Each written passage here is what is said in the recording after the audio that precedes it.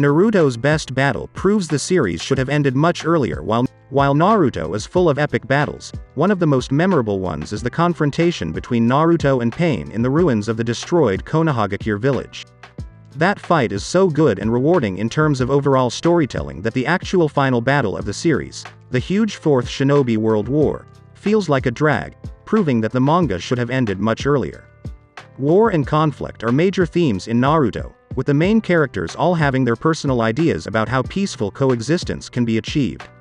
The main villains, who band together in the Akatsuki group, want to do that by collecting the nine-tailed beasts, powerful creatures made of chakra that have been distributed among the 5 countries to guarantee a balance of power based on military deterrence. The Akatsuki wants to create one superweapon of mass destruction to scare the world into submission and peace. The apparent leader of the group, Nagato, Pain, believes that the only way to achieve peace is through shared pain, and he attacks Konoha to capture Naruto, who is the host of the nine-tailed beast, Kurama. Early in the assault, Pain completely levels the village, destroying every infrastructure and leaving most of the inhabitants trapped or grievously injured, with mass deaths prevented only by the 5th Hokage's use of her healing techniques. At that moment Naruto, who was away training to learn sage techniques, returns and is faced with the destruction of his home and the severe injuries of his master, Kakashi, who was killed earlier by Pain, who also killed Naruto's other master, Jiraiya. Naruto has every reason to hate his opponent, but still keeps a calm head and gains the upper hand during the fight until Pain is able to paralyze him with chakra-absorbing rods. Suddenly, Hinata comes to Naruto's rescue, confessing her love for him, but she is seemingly killed by Pain. Pain then asks Naruto how he can change things in a world where no one understands each other, making Naruto lose control and give in to the 9 tails, transforming into a mindless raging monster.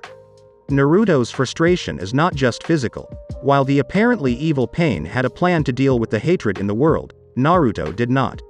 His anger only recedes when, in his mind, Naruto meets a ghost of his deceased father, the 4th Hokage, Minato.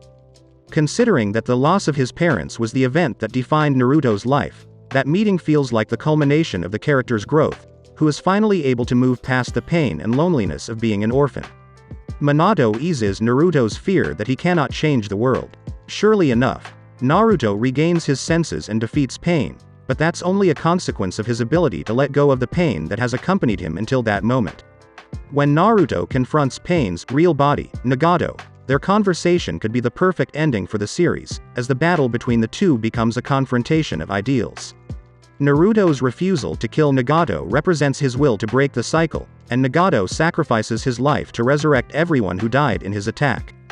This all leads to Naruto's dream of being acknowledged by the village to come true. He was once considered a nuisance, a demon, and a cursed child, but as his deeds are finally recognized he becomes a true hero. Compared to this, the chaotic 4th Shinobi World War seems out of place. This fight had been built up to over countless chapters, making the following arc seem much more random than an epic conclusion should be. Naruto's battle with Pain is the high point of the whole series and proves that the manga should have ended much earlier.